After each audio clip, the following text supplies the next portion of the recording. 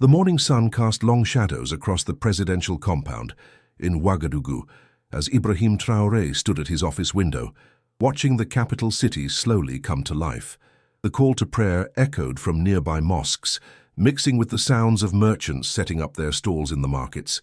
He had been president for nearly 2 years now, and the weight of leadership had etched itself into his features, making him appear older than his years. His aide, Amadou Sankara, knocked and entered carrying a stack of documents. Amadou was a trusted friend from Traoré's military days, a man who had fought beside him against jihadist insurgents in the northern territories. Their bond had been forged in the harsh realities of combat, where trust meant survival. Captain Amadou said, still using Traoré's military rank out of habit and respect, "The delegation from Global Horizons Mining Corporation is here. They're waiting in the conference room." Traoré turned from the window, his expression unreadable. He wore his characteristic simple military uniform, rejecting the elaborate suits that previous leaders had favored. "What do we know about them?" "They're registered in Canada, but their financial backing traces to several European investment firms. They're proposing a community development project in the Muhun province, your home region." Amadou paused, reading from his notes. "They want to build 5 schools, 2 health clinics, and a water treatment facility. In exchange, they're requesting mining permits for what they claim are minor mineral exploration activities." "Nothing is minor when it comes to our resources," Traoré replied, his voice carrying the quiet intensity that had made him a compelling leader. "What's the timeline?" "They want to start construction within 2 months. They're bringing in their own engineers and contractors, claiming it will ensure quality and efficiency." Traoré's eyes narrowed slightly. Throughout his presidency, he had been vocal about foreign companies exploiting Burkina Faso's gold and other minerals while leaving little benefit for the local population. The country was Africa's 4th largest gold producer, yet remained one of the poorest nations on earth. The irony was not lost on him. "Let's hear what they have to say," Traoré said, straightening his uniform. "But I want our own geological survey team ready to inspect any site they propose." The conference room was spacious but modest, reflecting Traoré's preference for functionality over luxury. 3 representatives from Global Horizons sat on one side of the long table.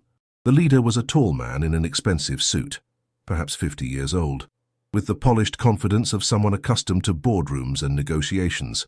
His name tag identified him as Richard Morrison, CEO of African Operations. "Mr. President," Morrison said, rising to shake hands. His grip was firm. "Perhaps too firm," Traoré noted. "A power play. Thank you for meeting with us.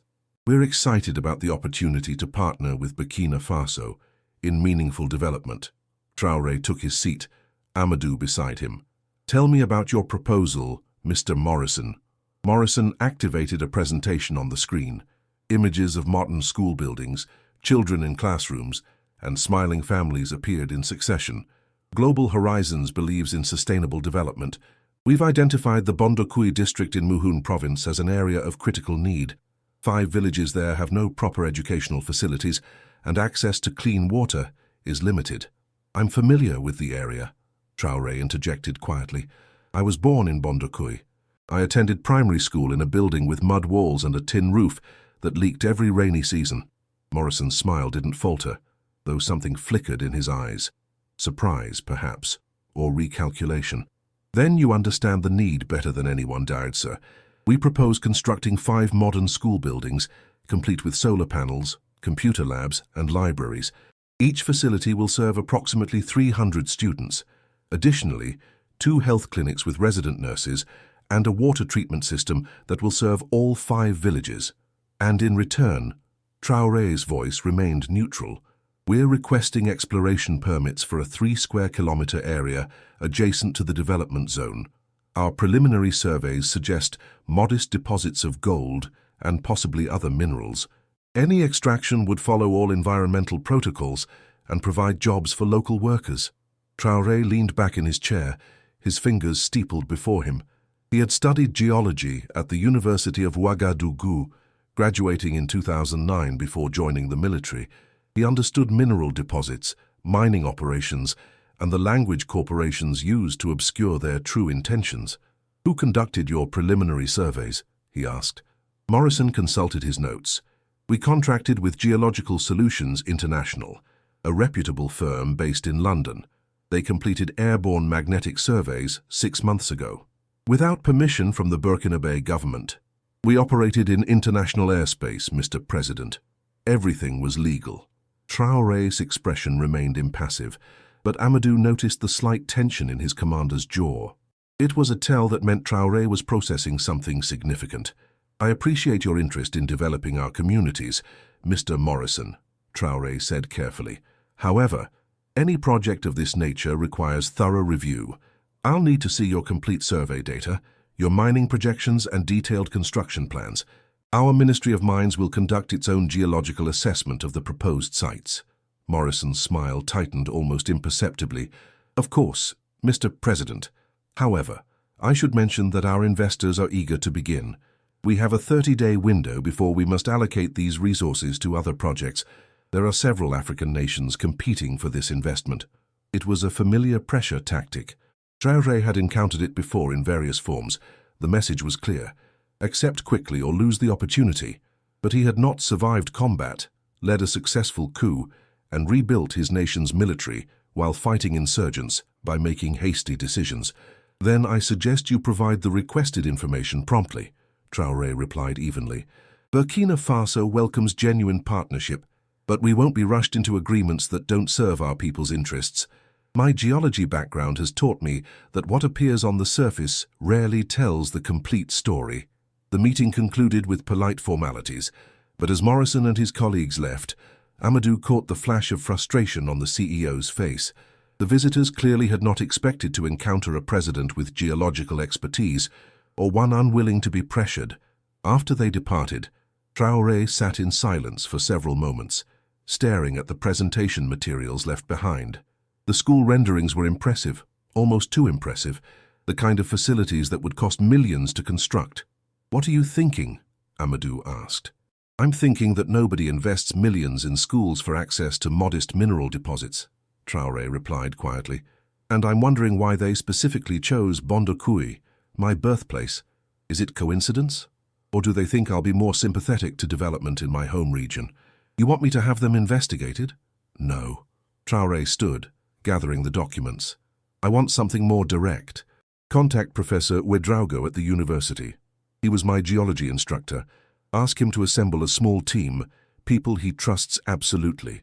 Tell him I need a discreet geological survey of the Bondokouy area, particularly around the 5 villages mentioned in this proposal. And if we find something, Traoré's expression hardened with determination, then we'll know whether we're dealing with philanthropists or thieves hiding behind false promises. Our people have been exploited long enough. If there's deception here, I intend to expose it. Chapter 2. Beneath the Surface. 3 days later, Ibrahim Traoré found himself traveling southwest from Ouagadougou toward Mouhoun province. He had insisted on making the journey himself, despite security concerns from his advisors. The road to Bondokouy was not what it once was. Insurgent activity had made the northern routes dangerous, and several mining sites had been forced to close due to attacks. But this was his homeland, and he would not lead from behind palace walls. The presidential convoy was modest by most standards. 3 vehicles carrying Traoré Amadou, 2 security officers, and Professor Ouedraogo, a distinguished man in his late 60s with grey hair and weathered features that spoke of decades spent in fieldwork under the African sun. I haven't been to Bondokouy in years, Professor Ouedraogo said from the back seat, watching the landscape pass. Not since I supervised a student research project there in 2007. You were in that group, if I recall correctly. Ibrahim. Traoré smiled at the informal use of his first name. The professor had been one of the few instructors who had seen past his quiet demeanor to recognize a sharp analytical mind. I remember, Professor. We were studying granite formations and groundwater systems. You taught me that geology is as much about asking the right questions as having the right equipment. A lesson you apparently haven't forgotten. The professor pulled out a tablet showing satellite imagery. I've been reviewing the area Global Horizons mentioned. There are some interesting features that warrant investigation. The region sits on the edge of the Boromo Greenstone Belt, which is known for gold mineralization. Several active mines operate within 50 kilometers. But they said modest deposits, Amadou interjected from the driver's seat. They said modest deposits, the professor corrected with a knowing smile. Mining companies often understate their findings during initial negotiations. It's standard practice to secure permits at lower royalty rates before revealing the true extent of mineralization. As they drove, the landscape gradually changed from the relatively developed areas around the capital to rural countryside. Villages appeared at irregular intervals, clusters of traditional round houses with thatched roofs giving way occasionally to more modern concrete structures with corrugated metal roofs. Children played in dusty yards, and women carried water vessels on their heads, a scene unchanged for generations. Traoré watched it all with a mixture of pride and pain. This was his Burkina Faso, resilient, beautiful, and desperately poor, despite sitting atop mineral wealth that made foreign corporations very rich. Gold mining had boomed over the past decade, yet somehow most of the profits flowed out of the country through complex corporate structures and tax arrangements. It was a pattern he was determined to break. They arrived in Bondoukoui as the afternoon heat reached its peak. The town had grown since Traoré's childhood, but not dramatically. The main road was now paved, thanks to a Chinese development project, and there was electricity in most buildings, though service was unreliable. The market was bustling with vendors selling vegetables, dried fish and cloth. The school Traoré had attended as a child still stood, its mud walls now crumbling in places.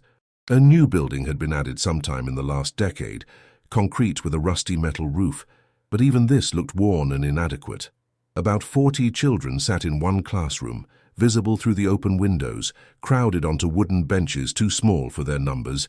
"This is what they promised to improve," Traoré said quietly, more to himself than his companions. 5 modern schools for 5 villages. It sounds generous, almost too generous. They met with the village chief, a dignified elderly man named Umaru who had known Traoré's family. After the traditional greetings and the sharing of customary drinks, they discussed the corporate proposal. "The foreigners came 3 weeks ago," Chief Umaru explained, seated in the shade of a large mango tree where village matters were traditionally discussed. Several elders had gathered, curious about the presidential visit.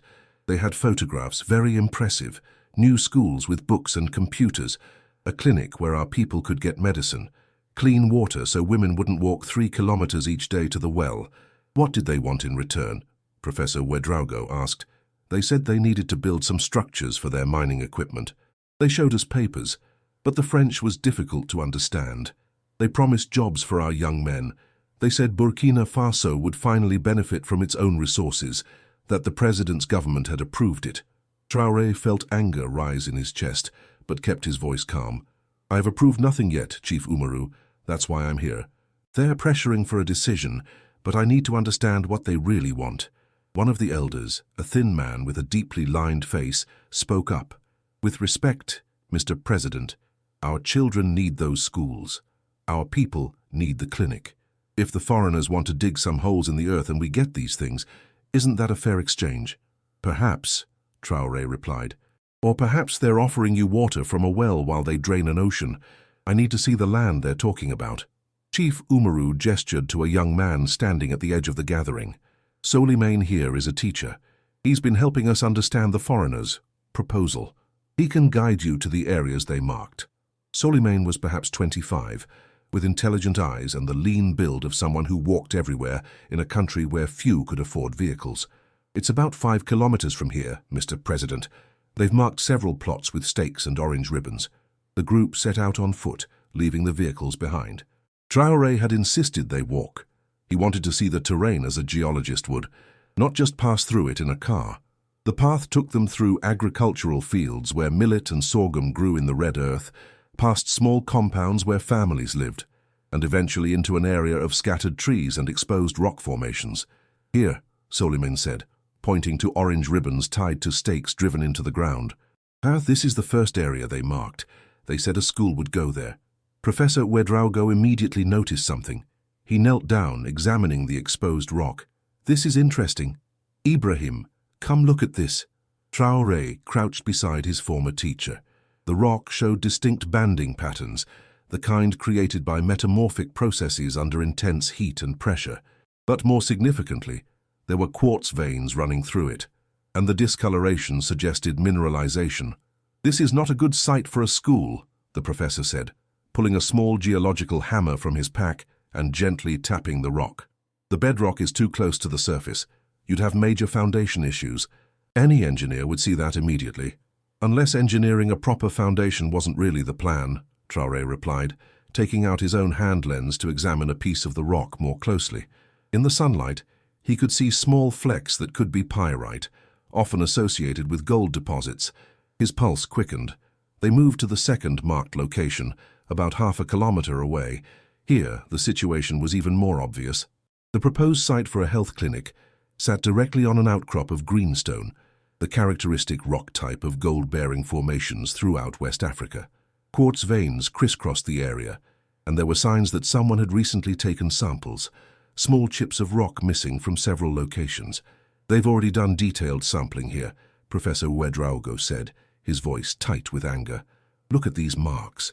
This is systematic geological investigation, not site selection for construction." Amadou, who had been scanning the area with security in mind, called out, "Captain, there's something over here you should see." Behind a cluster of acacia trees, partially concealed by brush, they found evidence of recent activity: tire tracks from heavy vehicles, disturbed soil, and most tellingly, several core sample boxes partially buried in a shallow pit. The boxes were standard geological equipment used to store rock cores extracted during drilling operations. Professor Ouedraogo pulled one of the boxes from the pit and opened it. Inside, carefully labeled rock cores showed exactly what Traoré had begun to suspect.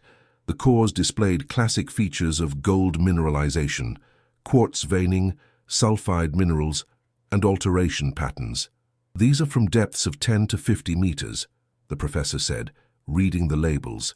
"This isn't preliminary exploration. This is advanced assessment. They've already determined what's here." "And what is here?" Amadou asked.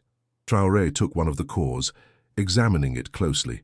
His years of geological training combined with his experience seeing similar formations at operational mines elsewhere in Burkina Faso told him what he needed to know. "A significant gold deposit," he said quietly. "Maybe a very significant one, given the extent of their marking system. These 5 school sites probably sit over a single large mineralized zone." They spent the next 2 hours systematically examining all 5 marked locations. The pattern was consistent. Each proposed construction site sat directly over rock formations indicative of gold-bearing systems. The supposed water treatment facility location was particularly egregious, marked on a hillside where gravity would make water distribution nearly impossible, but where the exposed geology virtually screamed its mineral potential. As the sun began to set, painting the sky in shades of orange and deep purple, the group gathered back at the first location. Soliman, the teacher, looked troubled. "So there are no schools coming?" "It was all lies." "Not lies, exactly," Traoré said, choosing his words carefully. "The schools might be built, but that's not their primary purpose. These locations were chosen for what's underneath them, not for their suitability for construction. The schools would be a cover, a way to occupy the land legally while they establish mining infrastructure." "Can you stop them?" Suleiman asked.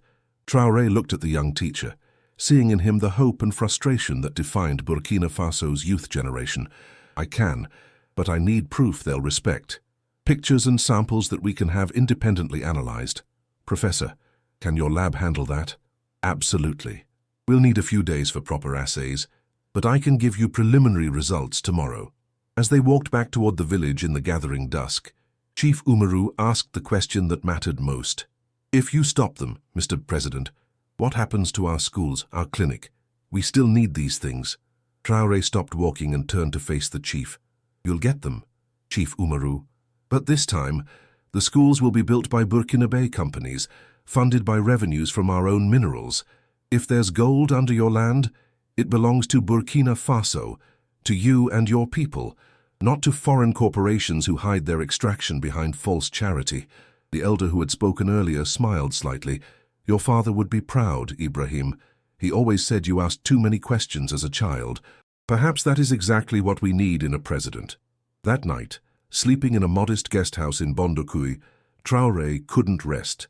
His mind raced through the implications of what they'd discovered. Global Horizons wasn't just another mining company seeking permits. They were engaged in deliberate deception, using social development as a cover for resource extraction. How many other projects in Burkina Faso followed the same pattern? How much mineral wealth had been located and removed under similar pretenses? More importantly, who at the governmental level had known about this? The preliminary surveys Morrison mentioned would have required some level of coordination, some approvals, some paperwork. Someone might have been complicit or, at minimum, negligently unaware. He thought of Thomas Sankara, the revolutionary leader who had briefly led Burkina Faso decades earlier, before being assassinated. Sankara had fought against exactly this kind of exploitation, and his legacy remained an inspiration. Traoré had often been compared to him, both having taken power at the same young age. He felt the weight of that comparison now. His phone buzzed. A message from Amadou. Professor's preliminary analysis confirms high-grade gold mineralization in samples. This is bigger than we thought. Chapter 3. The Hidden Report. The return journey to Ouagadougou was made in thoughtful silence. Professor Ouedraogo sat in the back of the vehicle with his laptop, reviewing preliminary data from the samples they had collected. Amadou drove with focused concentration, his military training evident in the way he constantly scanned the road and surroundings for potential threats. Traoré gazed out the window, watching rural Burkina Faso pass by, his mind assembling pieces of a puzzle. The mineralization patterns are remarkably consistent across all 5 sites, Professor Ouedraogo finally said, breaking the silence. If I were to estimate based on what we've seen and what these hidden core samples show, we're looking at a deposit that could exceed 2 million ounces of gold. Amadou whistled softly. What's that worth? At current prices, roughly $4 billion, Traoré replied without hesitation, and Global Horizons was planning to acquire access to it for the cost of 5 schools and 2 clinics. Maybe 20 million in construction, if they actually built them to proper standards. Which they probably wouldn't, the professor added. Once they had the permits and began mining operations, the schools would be a footnote. The contract would almost certainly include clauses about adjusting development obligations based on operational requirements or some similar language. They reached the capital as afternoon transitioned to evening. The traffic in Ouagadougou was characteristically chaotic. Motorcycles weaving between cars, vendors pushing carts across busy intersections, and pedestrians navigating it all with practiced ease. Traoré had always found something reassuring in this organized chaos. It represented life continuing despite hardships, people pursuing livelihoods with determination. At the presidential compound, Traoré immediately called a meeting with his core advisors. In addition to Amadou and Professor Ouedraogo, he included Minister of Mines Karim Drabo, a technically competent official who had been appointed for his expertise rather than political connections, and Fanta Sankara, his chief legal counsel, known for her sharp intelligence and incorruptibility. The conference room felt different in evening light, shadows cast by the setting sun creating a more intimate atmosphere. Traoré began without preamble, laying out what they had discovered in Bondoukoui. He presented photographs of the core samples, the marked sites, and the geological features. Professor Ouedraogo provided the technical analysis. Minister Drabo's reaction was immediate and severe, his face darkened with anger. They deceived us completely. The application Global Horizons submitted described minor exploration for potentially marginal deposits. Based on that description, my office classified it as low priority, which is why it came to your attention so quickly for approval. If we had known the true scope, they knew exactly how to manipulate our system. Fanta Sankara interrupted, her voice sharp. Understate the deposit size, overstate the community benefit, and rush the approval process with artificial deadlines. This is sophisticated corporate deception. Traoré leaned forward. I want to know if there are other projects like this. Minister Drabo, I need your office to review every mining permit application from the past 3 years. Look for similar patterns. Large community development promises combined with supposedly modest mineral exploration. That will take weeks, Drabo replied. Then start immediately and give me preliminary findings in 72 hours. Prioritize any application that includes school or clinic construction. He turned to Fanta. I want to understand our legal position. Can we revoke their application based on misrepresentation? Absolutely, she replied confidently. The mining code requires accurate disclosure of mineral reserves known to the applicant. They've clearly violated that provision, but there's a complexity. They'll claim their survey data was preliminary and uncertain, that they didn't know with certainty what was there until more detailed work was done. Except we have their core samples, Professor Ouedraogo interjected. The labels are dated. They had definitive data months before applying for permits. That's not preliminary exploration, that's deliberate concealment. Fanta nodded. Then we have a strong case, but expect them to fight it aggressively. A $4 billion deposit is worth spending significant legal resources to defend. Let them fight, Traoré said flatly. I won't allow Burkina Faso to be robbed because we're afraid of legal battles. Amadou, who had been quiet, spoke up. There's another consideration, Captain. If we publicly expose this, other foreign mining companies operating here might become nervous. Some of them are legitimate, following the rules, providing actual employment and revenue. We don't want to create an environment where legitimate investors flee. It was a valid concern, and Traoré appreciated that Amadou raised it. Since taking power, he had walked a careful line between asserting national sovereignty over resources and maintaining enough foreign investment to keep the economy functioning.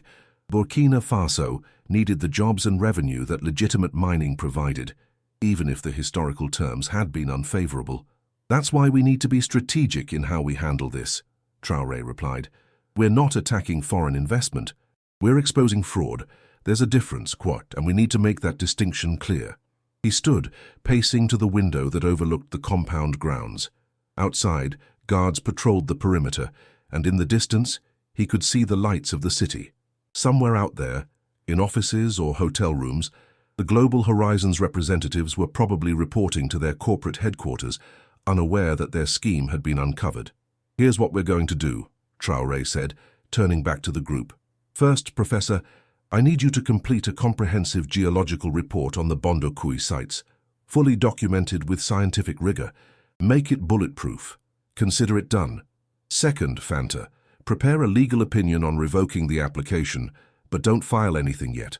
I want to understand all our options before we move. Understood. Third, Minister Drabo, in addition to reviewing existing applications, I want you to identify where we have the capacity to conduct our own mining operations. If this deposit is as significant as Professor Ouedraogo believes, I want to develop it through a state-owned entity. Drabo looked uncertain. Mr. President, we don't have the technical capacity or capital for a project of that scale. All our major mines are foreign-operated. Then we'll build that capacity. We'll bring in technical partners if necessary, but the majority ownership stays with Burkina Faso. We've been exporting unrefined gold for decades, while others capture the value. That ends now. Fanta was nodding. There are models for this. Botswana did it successfully with diamonds. Zambia is moving in this direction with copper. It's ambitious, but not impossible. Nothing about our situation is easy, Traoré replied. We're fighting an insurgency, reforming a corrupt system, and trying to develop our economy simultaneously. If we only did easy things, we'd still be allowing foreign companies to extract our wealth while our children study in crumbling schools. The meeting continued into the night, the group working through details, identifying challenges, and developing strategies. It was nearly midnight when Traoré finally returned to his private quarters, exhausted but energized by a sense of purpose. His living space was spare, almost monk-like. A bed, a desk, bookshelves filled with texts on military strategy, African history, and geology. Unlike previous leaders, he had refused to move into the palatial presidential residence, preferring these modest rooms that connected directly to his offices. He had seen too much poverty among his people to live in luxury. He sat at his desk and pulled out a journal he had kept since his military days. Writing helped him organize his thoughts, work through complex problems.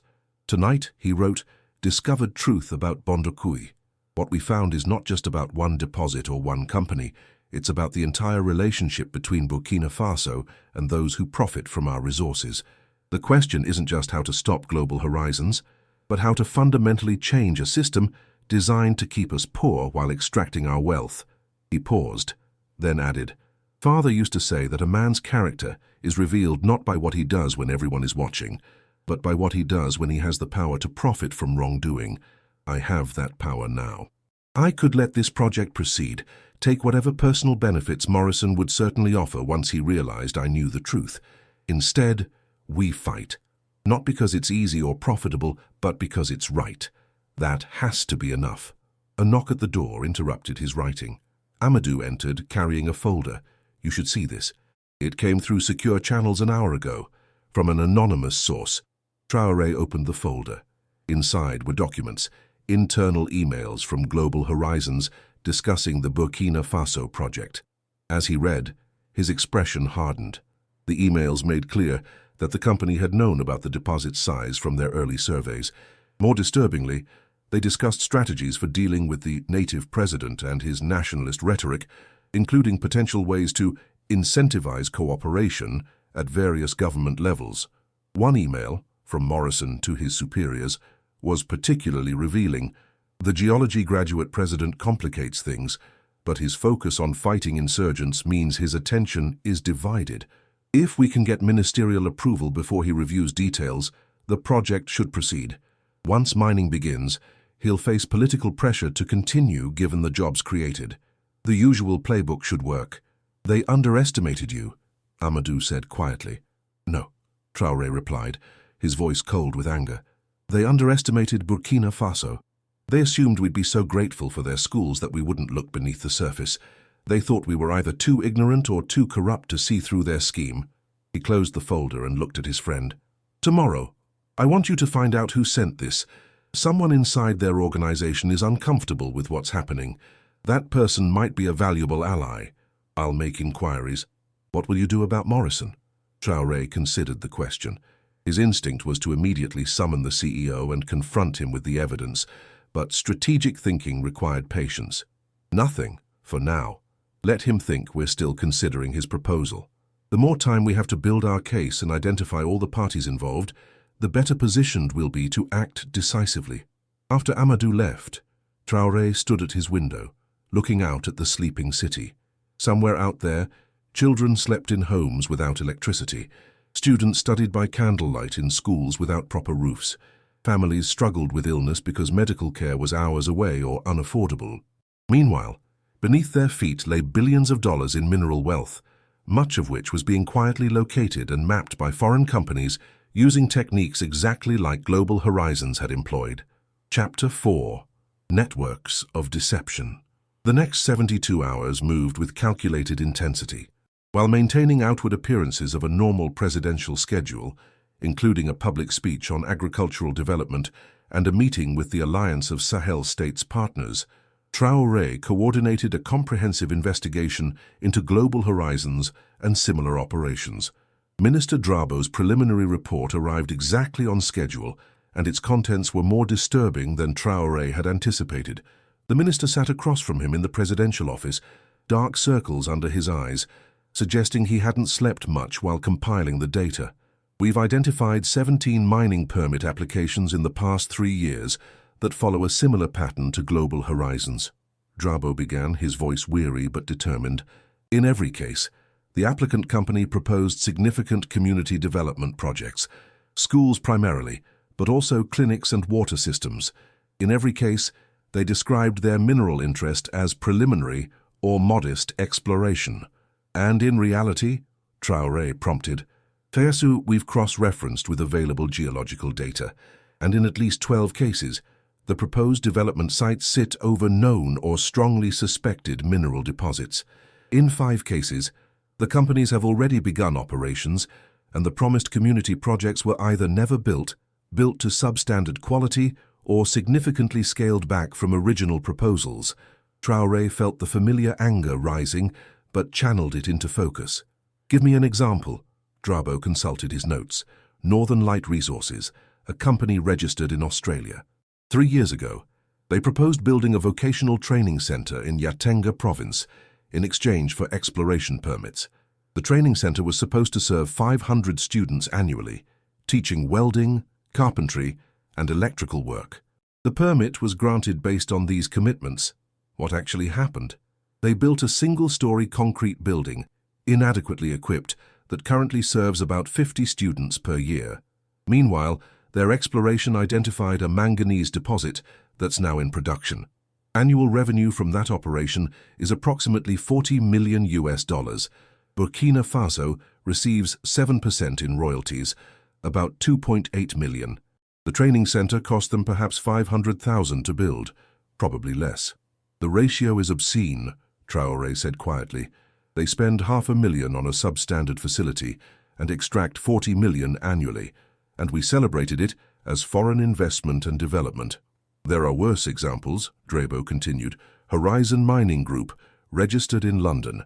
They promised 2 schools and a medical clinic in Nagna province.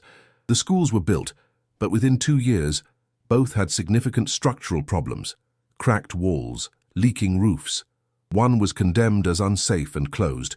The mining operation they established has been highly profitable for them, but provides minimal local employment because they brought in foreign workers for all skilled positions.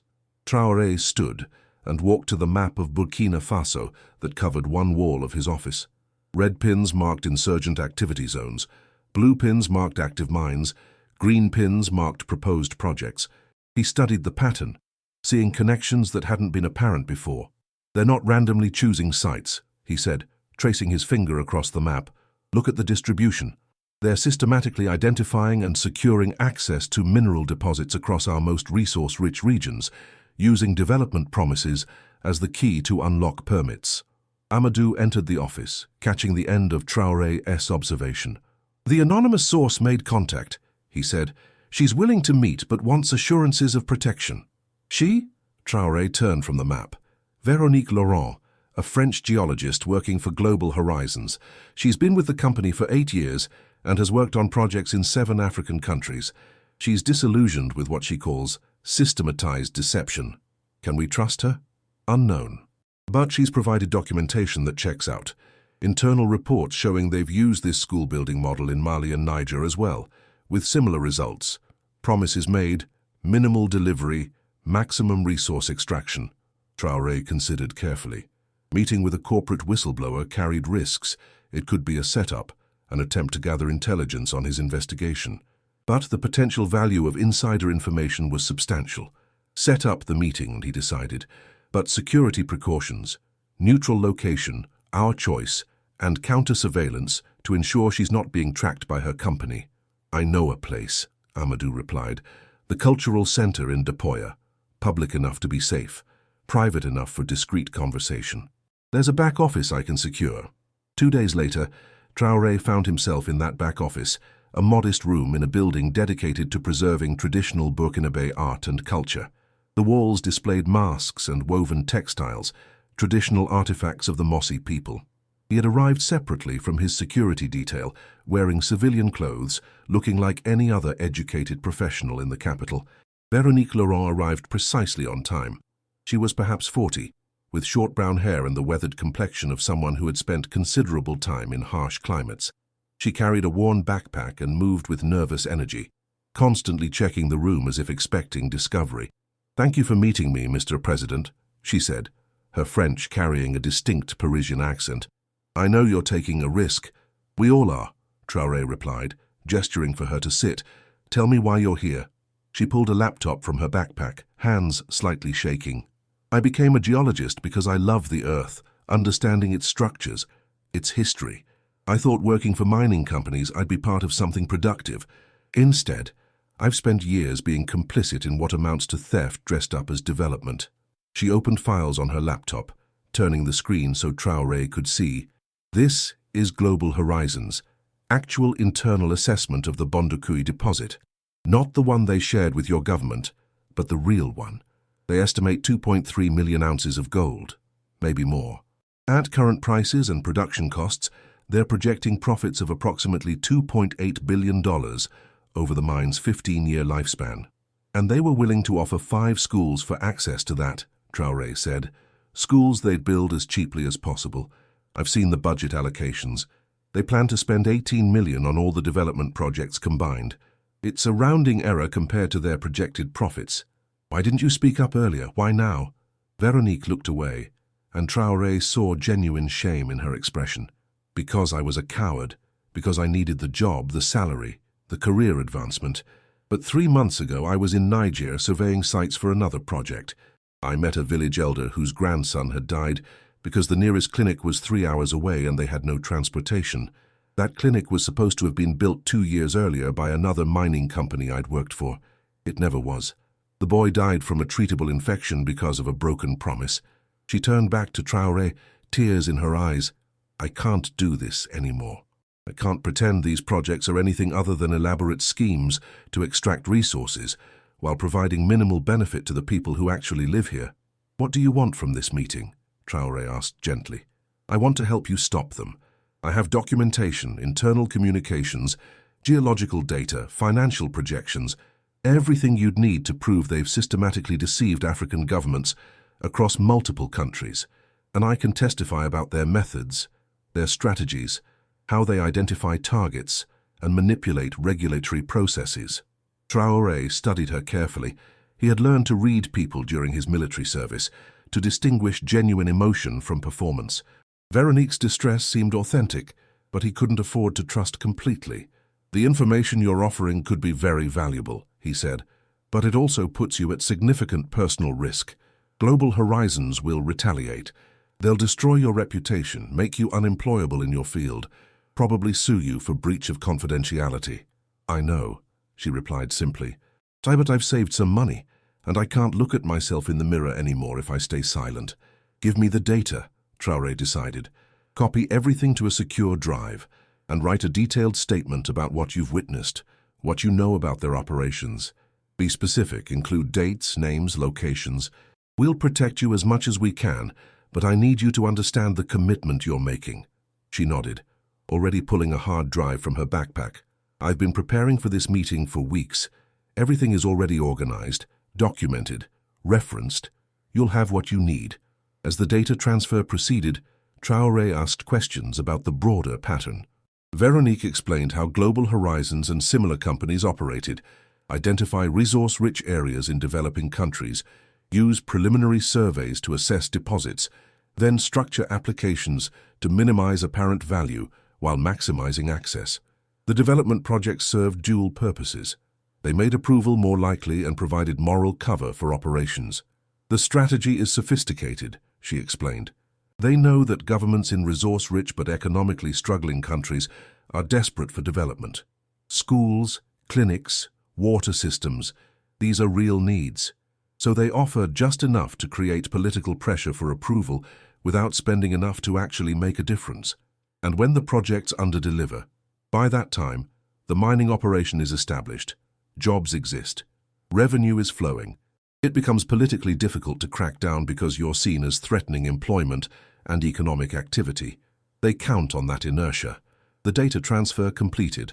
Traoré took the hard drive, secure in the knowledge that it would be analyzed by trusted technicians and lawyers over the coming days. But one question remained. What happens to you now? He asked. Veronique smiled sadly. I resign from Global Horizons tomorrow. I'll probably move back to France, try to find work with a university or research institute, someone who values ethics over profits. I don't know if I'll succeed, but I have to try. If you need support, a letter of recommendation from the president of Burkina Faso might carry some weight in certain circles, Traoré offered. Thank you. That's more than I deserve. You're doing the right thing, Traoré said, standing to indicate the meeting was concluded. That's always worth something, even when it costs you. Let me know if you'd like me to continue with the remaining chapters. The story is developing into a compelling narrative about Ibrahim Traoré uncovering a systematic exploitation scheme and working to protect Burkina Faso's resources and people. Donity Epilogue. 6 months had passed since Ibrahim Traoré stood in that modest back office at the cultural center in Dapoya, accepting a hard drive full of evidence from a conscience-stricken geologist. 6 months that had transformed not just the trajectory of one fraudulent mining project, but the entire relationship between Burkina Faso and the foreign corporations that had long profited from its mineral wealth.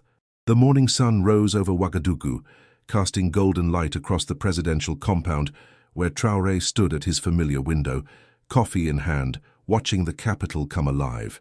The call to prayer echoed from nearby mosques, blending with the sounds of traffic and commerce that signaled another day beginning. But today was different.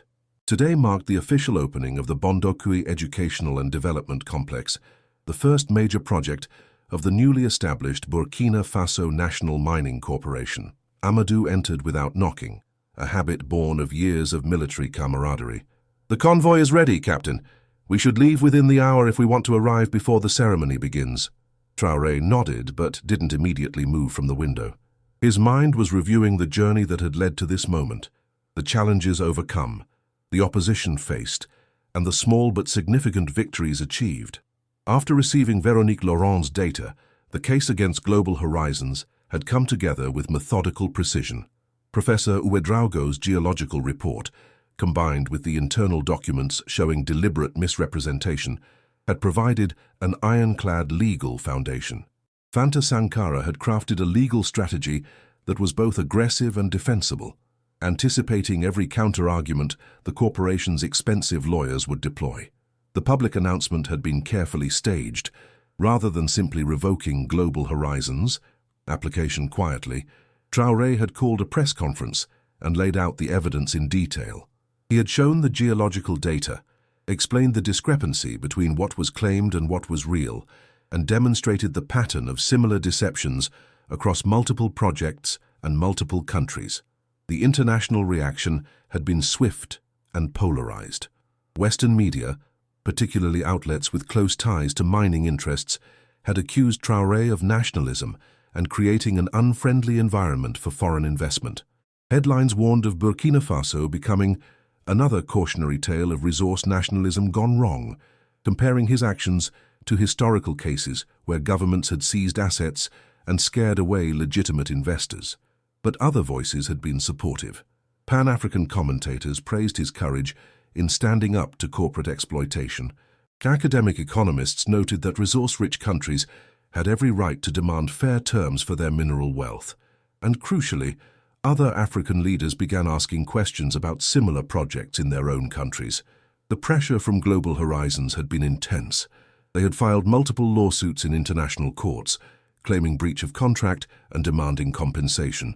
Their lawyers argued that the preliminary nature of their survey data meant they had not engaged in deliberate misrepresentation, that exploration inherently involved uncertainty, and that Burkina Faso was simply using technicalities to renege on commitments.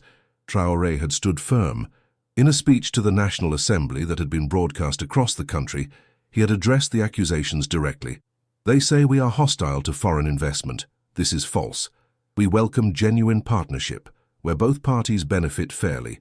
What we reject is deception. What we reject is the systematic undervaluation of our resources, so that foreign corporations can extract billions while providing minimal benefit to our people. What we reject is the idea that our poverty makes us desperate enough to accept any terms offered, no matter how exploitative." The speech had resonated. Public support for his position was overwhelming, particularly among young Burkinabés, who saw in Traoré a leader willing to challenge the historical patterns of exploitation that had kept their nation poor despite its natural wealth. The hashtag #TunchaBurkinaGold had trended across African social media, with citizens of other countries sharing similar stories of promised development projects that had never materialized or had been delivered in substandard form. But Traoré knew that popular support, while gratifying, wasn't enough. He needed to demonstrate that standing up to corporate deception didn't mean abandoning development. This had led to the creation of the Burkina Faso National Mining Corporation, or SOPAMIB, a state-owned entity designed to develop the Bondokui deposit with the people of Burkina Faso as primary beneficiaries. The path had not been smooth. Finding technical partners willing to work with a newly assertive African government had been challenging. Many international mining companies, watching the Global Horizons case unfold, had become wary of operating in Burkina Faso. But eventually, Traoré had found partners: a Ghanaian mining consortium with experience in West African geology, a Chinese state enterprise willing to provide equipment and training in exchange for a minority stake, and a group of Burkinabé engineers and geologists, including several of Professor Ouedraogo's former students, who brought local expertise and commitment. The financing model was innovative. Rather than taking on debt from international financial institutions with their policy conditions, SOPAMIB had issued bonds to Burkinabé citizens and the diaspora, offering them direct ownership in their nation's mineral wealth. The response had exceeded expectations. Burkinabés living abroad, many of whom had left seeking opportunities their homeland couldn't provide, invested enthusiastically in a project that promised to develop their country on fairer terms. The International Monetary Fund and World Bank had been skeptical, warning that state-owned mining enterprises had a poor track record in Africa, often becoming sources of corruption and inefficiency. Traoré had listened to these concerns seriously and had implemented stringent transparency measures, quarterly public reports on production and revenue, independent audits by international firms, and a governance structure that included civil society representatives alongside government and technical experts. "Mate, the difference," he had explained in an interview with an African business journal, "is that we're building this with accountability from the start. Previous state enterprises often failed because they were vehicles for patronage and personal enrichment. We're creating something different, where success is measured not by how much wealth flows to individuals, but by how much benefit reaches communities."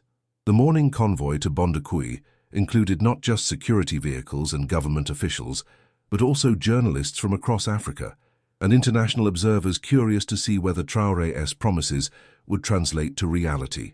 The journey that had once taken several hours on rough roads was now considerably shorter.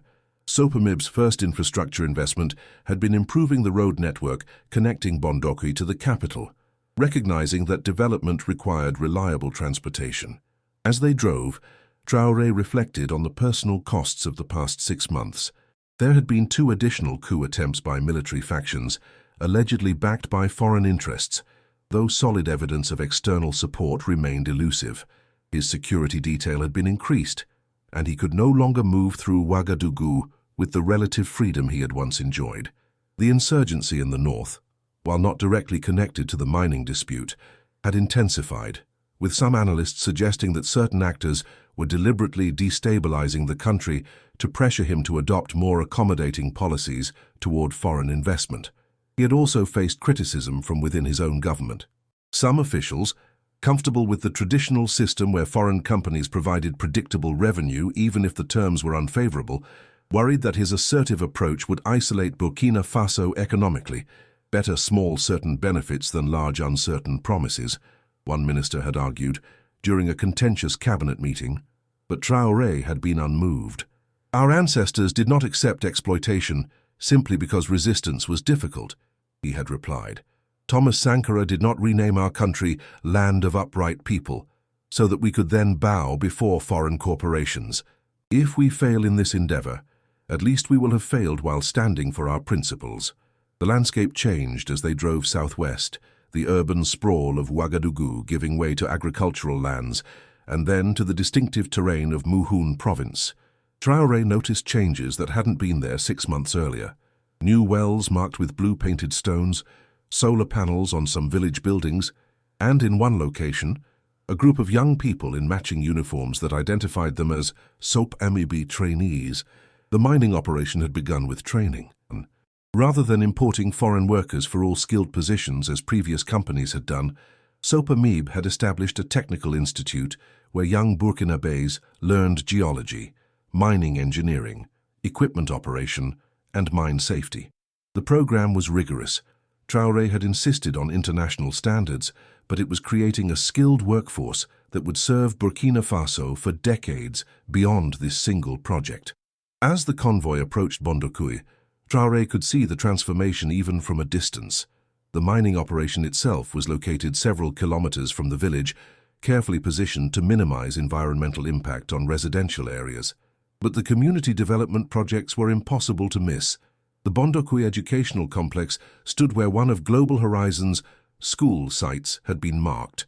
But unlike the modest structure that corporation had planned, this was a comprehensive facility.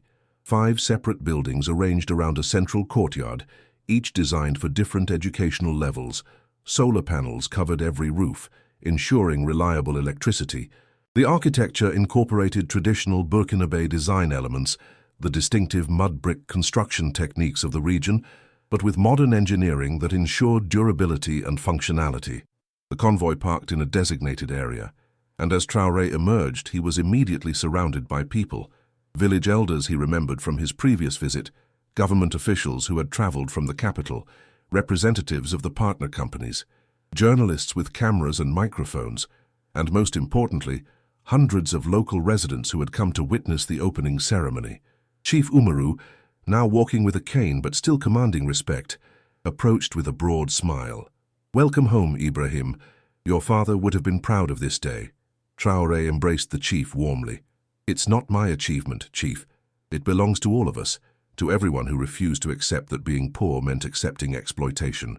The ceremony was held in the school's central courtyard, under a sky of brilliant blue.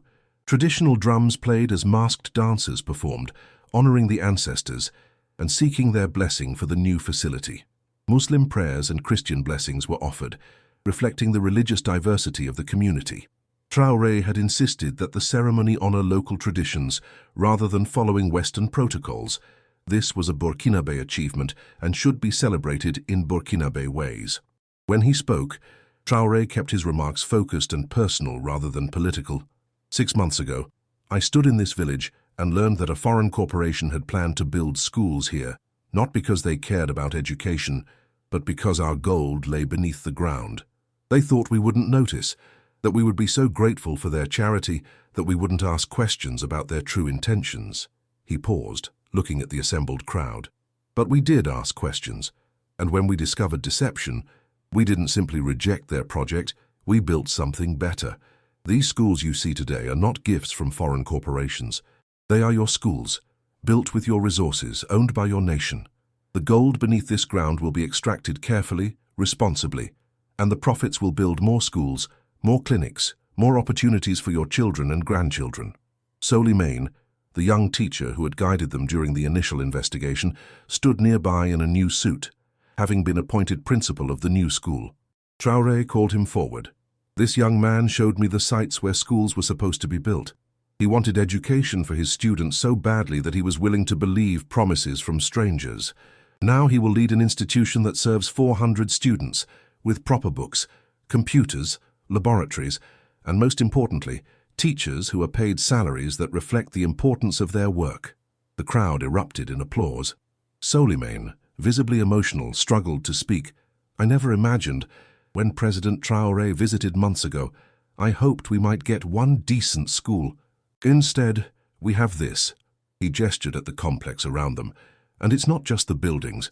The mining company is providing scholarships for our best students to study at universities. They're hiring our young people and training them in skills that will serve them for life.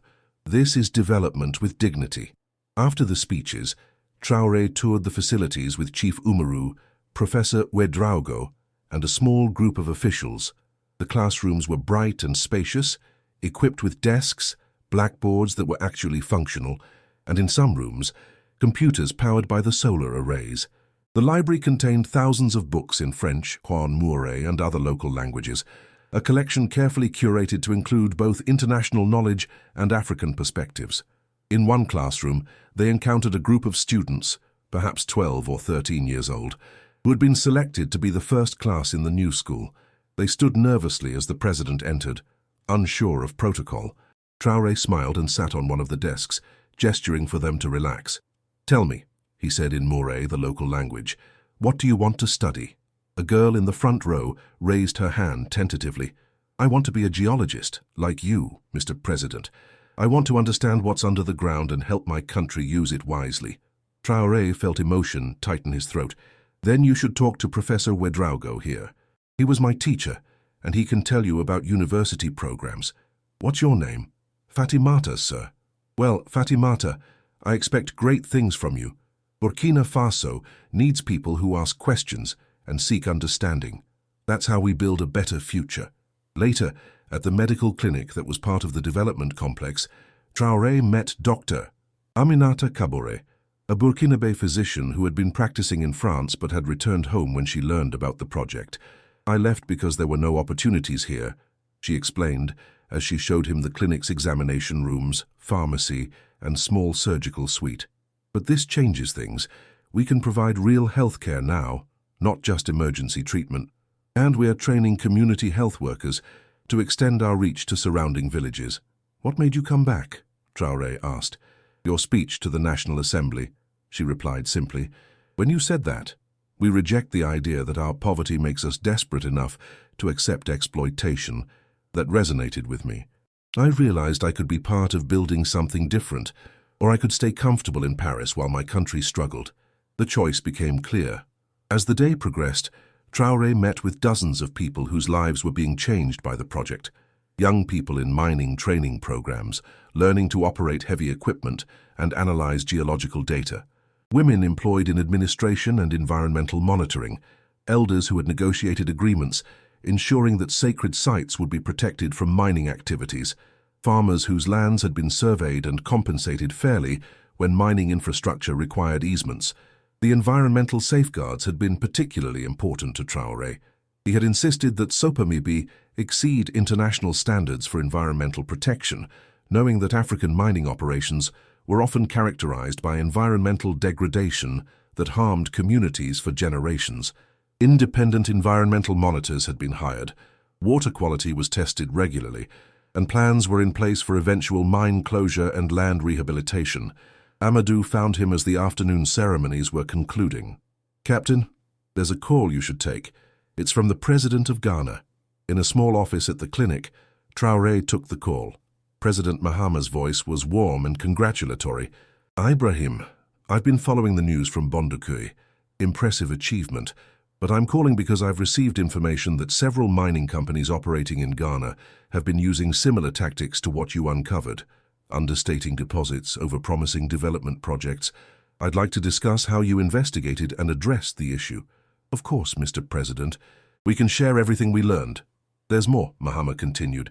"I've spoken with the leaders of several other West African nations. There's interest in coordinating our approach to mining contracts, perhaps establishing regional standards that prevent the kind of exploitation you exposed. Would Burkina Faso be willing to lead such an initiative?" Traoré felt a surge of hope. This was the larger vision he had harbored, but hadn't dared articulate too publicly. Not just reforming mining in Burkina Faso, but catalyzing broader change across the region. "We would be honored to participate, Mr. President. When nations work together, corporations can't simply move to the next vulnerable government when one starts demanding fair terms." As evening approached, Traoré stood with Professor Ouedraogo on a hillside overlooking the mining operation in the distance. The sun was setting, painting the sky in shades of orange and purple. Below them, the educational complex was illuminated by solar-powered lights, students visible through classroom windows as evening study sessions began. "Do you think it will last?" the professor asked quietly. "Or will the next government sell it all back to foreign corporations for immediate cash?" It was a fair question, one that troubled Traoré as well. He had secured his position for now, but Burkina Faso's political history was turbulent. Future leaders might lack his commitment to economic sovereignty, or might face pressures that made the old system of exploitation seem expedient.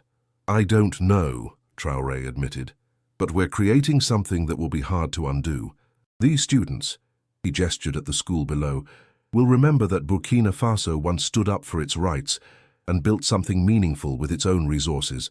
They'll be voters, activists, leaders themselves someday, and the technical skills we're developing, the systems we're establishing, those create their own momentum." He paused, then continued. Thomas Sankara's revolution lasted only 4 years before he was assassinated, but his ideas lived on. He changed how Burkinabés thought about themselves and their country. That's what I hope to do here. Even if future governments weaken these policies, the knowledge that fair terms are possible, that we don't have to accept exploitation, that knowledge can't be erased. Professor Ouedraogo nodded slowly. "You've become quite the philosopher for a soldier." "Soldiers understand stakes and consequences," Traoré replied. "That's its own kind of philosophy." The conversation was interrupted by Fanta Sankara, who approached with her characteristic brisk efficiency. "Mr. President, an update on the Global Horizons litigation. Their lawyers are seeking a settlement. They're willing to drop all claims in exchange for being allowed to participate as a minority partner in the SOPAMIB operation." Traoré raised an eyebrow. "They want to join the project they tried to steal." "Essentially, yes. Their position has become untenable." Véronique Laurent's testimony, combined with similar investigations launched by other African governments, has created enormous reputational damage. Their stock price has fallen significantly. They're trying to rehabilitate their image by being associated with what they're now calling the Burkina model of ethical mining. "It's ironic," Traoré said. 6 months ago, they were scheming to extract billions while providing minimal benefit. Now they want to be partners in a project that ensures fair distribution of profits. What do you want me to tell them? Fanta asked. Traoré considered carefully. His first instinct was to reject them entirely. They had attempted to deceive Burkina Faso and deserved no consideration, but he also recognized that mining was a global industry. Building relationships with reformed companies might serve Burkina Faso's long-term interests better than maintaining permanent hostility. Tell them we'll consider a proposal if they meet 3 conditions, he said finally. First, they must publicly acknowledge their previous misrepresentation and apologize to the people of Burkina Faso. Second, they must commit to the same transparency and community benefit standards we've established for SOPAMIB. Third, any partnership would be as a junior partner with no control over decision-making. Fanta smiled slightly. They won't like those terms. They don't have to like them. But if they're genuinely interested in ethical partnership rather than image rehabilitation, they'll accept. And if they don't, we proceed without them. Night had fully fallen by the time Traoré prepared to return to Ouagadougou. But before leaving, he requested one final stop, the small cemetery outside Bondokui where his father was buried. He went alone, walking between simple grave markers illuminated by moonlight. His father had been a farmer, a man who worked red soil under an unforgiving sun to provide for his family. He had insisted that Ibrahim attend school, believing that education was the key to a better future. He had lived to see his son graduate from university and join the military, but had died before the coup that brought Ibrahim to power. Traoré stood before the grave marker, a modest stone with his father's name and the dates of his life. "I don't know if you would approve of everything I've done," he said quietly. "I've made hard choices, made enemies, put myself in danger. But I've tried to honor what you taught me, that our land and our people deserve respect, that poverty is not a reason to accept injustice, that asking questions and seeking truth are acts of courage." He paused, then continued. "Those children in the new school, they'll have opportunities you never had. They'll learn about the wealth beneath their feet and how to use it for their own benefit. That's your legacy as much as mine, the belief that things can be better, that we don't have to accept the world as we found it." In the distance, the lights of the mining operation were visible, and closer, the illuminated school buildings represented both achievement and promise. Traoré remained at his father's grave for several more minutes, gathering his thoughts and strength for the challenges that inevitably lay ahead. The return journey to Ouagadougou was made in reflective silence. Amadou drove while Traoré reviewed reports on his tablet, production figures from SOPAMIB showing early success, educational enrollment numbers from the new schools, job creation statistics, environmental monitoring data, all within acceptable parameters. The numbers told a story of a project proceeding largely as planned, though challenges remained. Back at the presidential compound late that night, Traoré found his desk piled with documents requiring attention: security briefings on insurgent activity in the north, economic reports, diplomatic cables, budget proposals. The work of governing continued regardless of symbolic achievements like school openings, but he also found a personal letter, delivered by diplomatic pouch from Paris. It was from Véronique Laurent, the geologist whose conscience had provided the evidence that made everything possible. She wrote of her new position at the Sorbonne, teaching mining ethics and sustainable resource development. She described the impact that the Burkina Faso case had made in academic and professional circles, how it had become a teaching example of both corporate misconduct and successful governmental response. "What you've built in Bondokui," she wrote, "is being studied by students across Europe and Africa. Some dismiss it as unsustainable, a temporary victory that will collapse under the weight of practical difficulties, but others see it as a model, proof that different relationships between resource-rich nations and extraction industries are possible. Regardless of what happens next, you've changed the conversation. That matters more than you might realize." Traoré set the letter aside and pulled out his journal, continuing the practice of reflection that had served him throughout his leadership. He wrote,